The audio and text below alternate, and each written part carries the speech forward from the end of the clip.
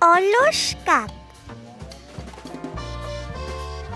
একটি বনে বাস করত একটি চড়ুই পাখি ও একটি কাক। কাকটি ছিল খুব অলস আর চড়ুই পাখিটি খুব কর্মঠ ছিল।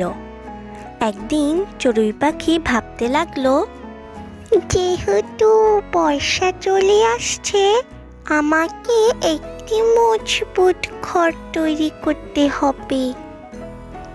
চড়ুই পাখি তারপর খুব কষ্ট করে সুন্দর ও মজবুত একটি ঘর তৈরি করে ফেলল।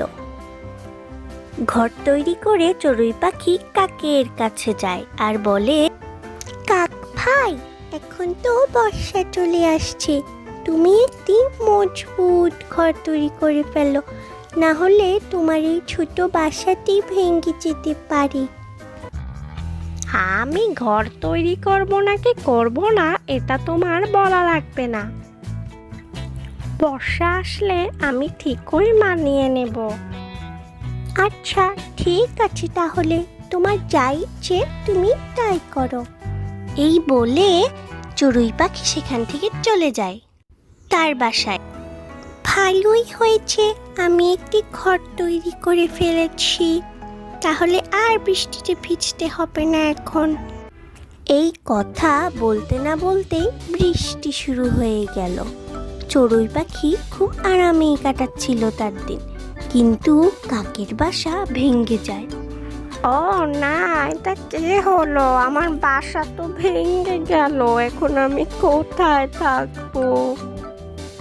চড়ুই পাখি তো একটি বাসা তৈরি করেছে, আমি যাই ওর বাসায় যাই। এই বলে কাক চড়ুই পাখির বাসায় যায়।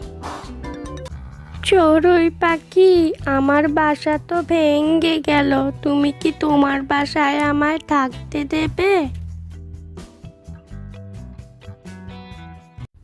ঠিক আছে কাক ভাই, তুমি আমার বাসায় থাকো, আর বৃষ্টি কমলে আমরা মিলে তোমার বাসা তৈরি করে ফেলবো।